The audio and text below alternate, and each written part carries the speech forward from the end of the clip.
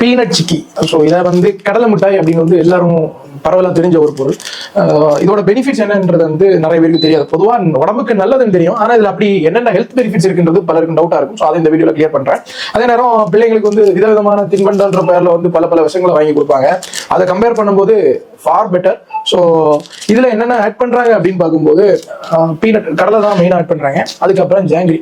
So சர்க்கரையும் கடலையும் தான் பெரிய அளவில் வந்து இதில் மெயின் இன்கிரீடியன்ட். ஸோ இது ரெண்டுமே ஒரு பவர்ஃபுல்லான ஒரு ஹெல்த் பெனிஃபிட்ஸை வந்து நம்ம உடம்புக்கு வந்து தருது. ஸோ இந்த கடலையை பொறுத்த மட்டும் இதில் அதிக அளவில் வந்து ஹெல்த்தி ஃபேட்ஸ் வந்து இருக்கு, நல்ல கொழுப்பு அதிகமாக இருக்கு. Protein, magnesium, phosphorus, vitamin B, vitamin E போன்ற ஊட்டச்சத்துக்கள் அதிக அளவில் வந்து இந்த கடலைக்குள்ளாடி இருக்கு. அதே நேரம் நாட்டு சர்க்கரை அதில் சேர்க்கறதுனால ஸோ அந்த நார்மலான சர்க்கரையை விட நாட்டு சர்க்கரை ரொம்ப ஹெல்த்தியாக இருக்குது. ஸோ அதில் வந்து அதிகப்படியான மினரல்ஸ் நிறையவே இருக்கு.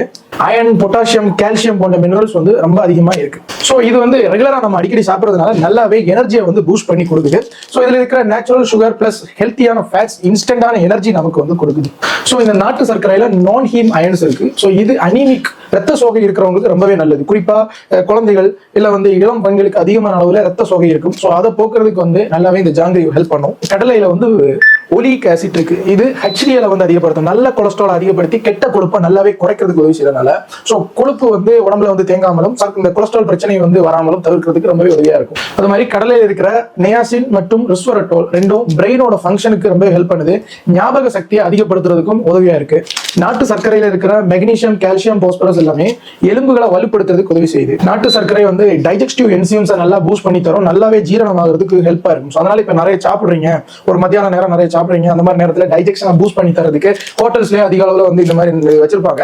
ஸோ சாப்பிட்டுட்டு ஒரு கடலை முட்டையை சேர்த்து சாப்பிடுங்க, ஜீரணம் வேகமாகும். குறிப்பாக இதில் கலோரிஸும் அதிகமாக இருக்கு. ஸோ ரொம்ப அதிகமாக இல்லை, ஒரு ஆவரேஜ் லெவலில் இருக்கு. ஒரு 20 to 25 கிராம்ஸ் ஆஃப் கடலை மிட்டாய் சாப்பிடும்போது அப்ராக்சிமேட்டாக 100 to 130 கலோரிஸ் வந்து கிடைக்குது. இதில் கலோரிஸும் நல்லாவே இருக்கு. ஸோ கிட்டத்தட்ட நீங்க இதை வந்து ஒரு 20 முதல் 25 mg ஆஃப் இந்த முட்டாய் கடலை மிட்டாய் எடுக்கிறீங்கன்னா இதுல ஒரு 100 to 130 அளவுக்கு கலோரிஸ் வந்து நமக்கு கிடைக்குது.